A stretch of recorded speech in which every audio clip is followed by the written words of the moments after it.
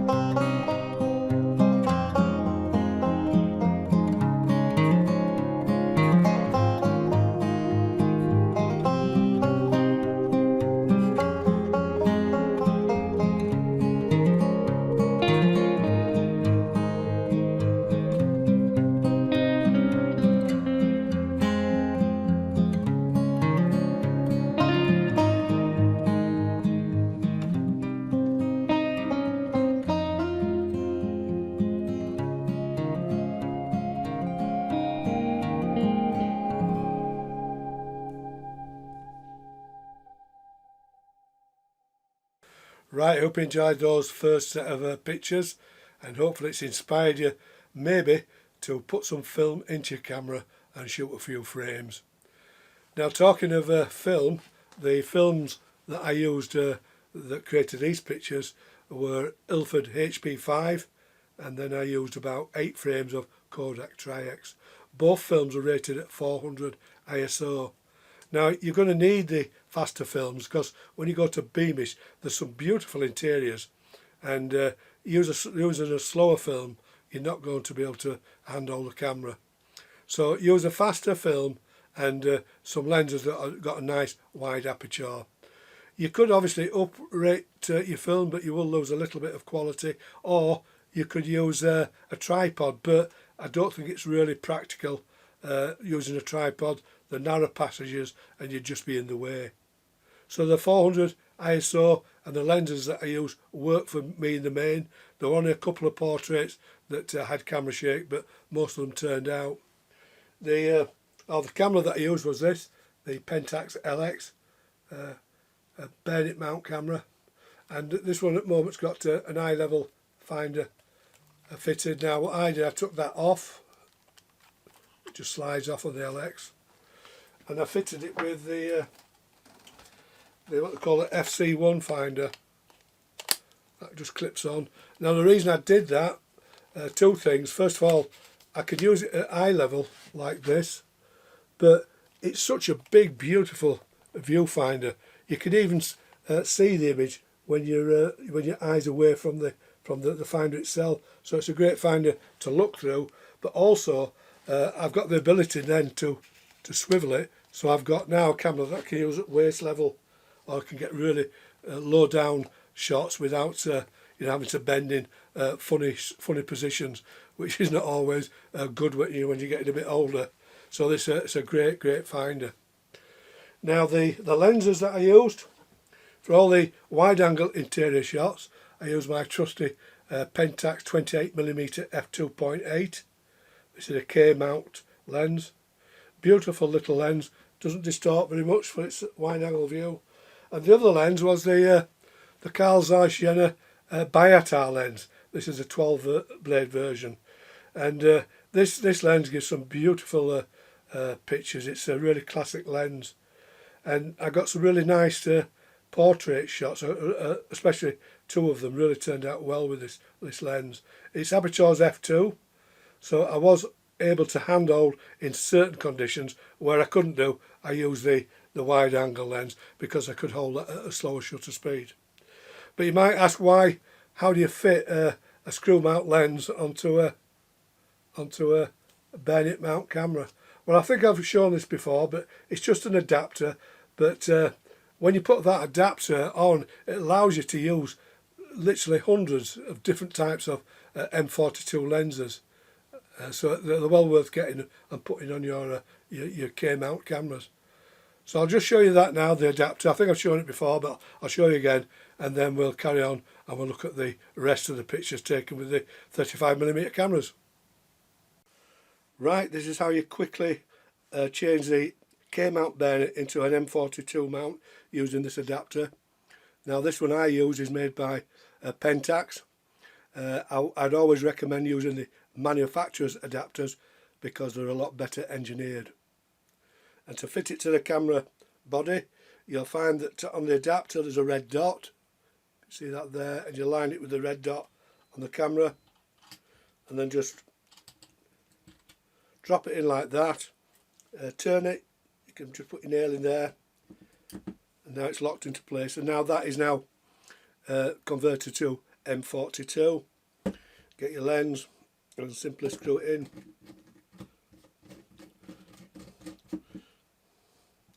And that opens a whole new world to the lenses that you can use with your K mount cameras. This is a Carl Zeiss Jena screw mount. There's lots of those that will fit. There's the older Pentax Takamore lenses, some beautiful lenses in that range, and you can use those. So that adapter's worth buying. Now the thing is, when you use these, you have to meet it in what they call a stop down metering mode. In other words, when you fitted the lens to the camera, you focus, compose with the lens wide open, then stop the lens down to your working aperture, take the reading from that aperture and then take the picture. If you've got an automatic camera like the Pentax LX, an automatic exposure, this is aperture priority, you simply again compose and focus wide open, and then just stop the lens down to your taking aperture that you want, and the camera will automatically adjust the shutter speed to the aperture you've chosen. So it's as simple as that. Right, we'll move on now and look at the second set of pictures.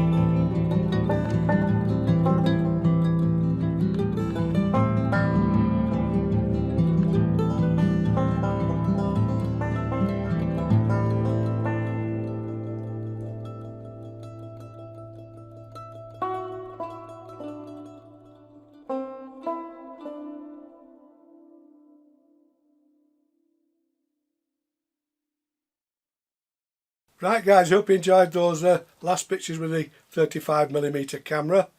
I hope it gives you a good idea what it's like at the Beamish Museum.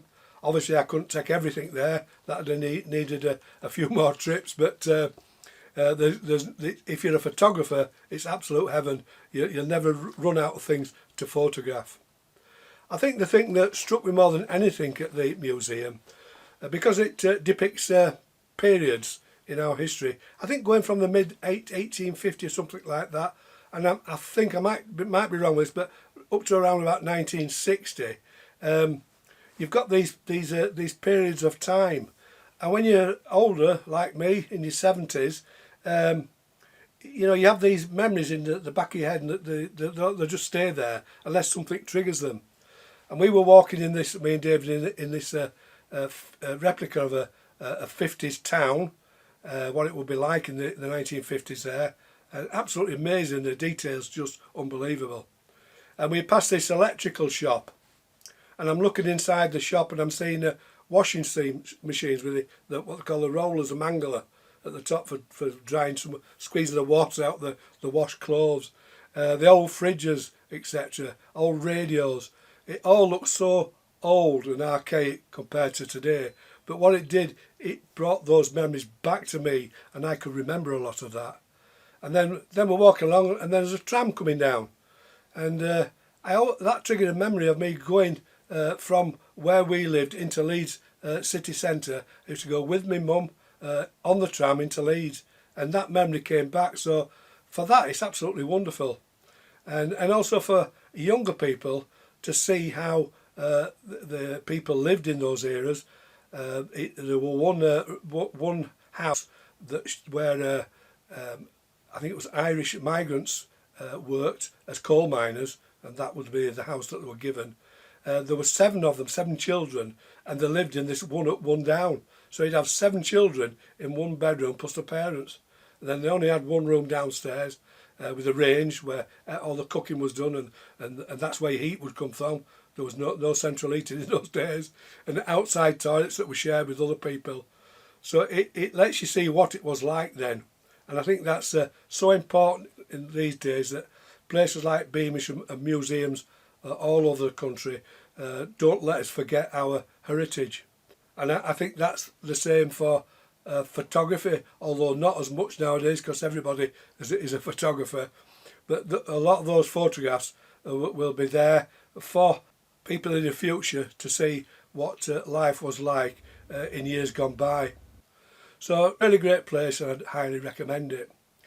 Right guys, we're nearly at the end of the video. I just want to show you a few more pictures. I know you'll be saying, Martin, we've seen way too many, but I do think this is important to point out. And especially to younger people who are thinking about trying film, or those that have just started into it. Not to always think you need the most up-to-date electronic film camera to take decent black and white or colour images. The fact is you don't. You can use the cheaper vintage cameras to do just the same. They will teach you more about photography in the fact that they've got smaller, dimmer viewfinders, so you have to be more careful about composition. You have no electronic light meter built in, so you have to think about light and the exposure that you're going to use. And keep in mind that cameras have been taking pictures for well over 100 years, and they've created some beautiful pictures with no electronics built into them whatsoever. So as I said, don't get carried away in buying the most expensive cameras. Think about some of the vintage cameras, and they'll teach you a lot more about photography. Now, when we went to Beamish, I thought because it's all about history, etc., I would take an old 1930s camera with me, and rather than looking into the past, I would actually be a part of it and sample what it was like to use an old vintage camera. So I took along with me the Voigtlander Bessa RF.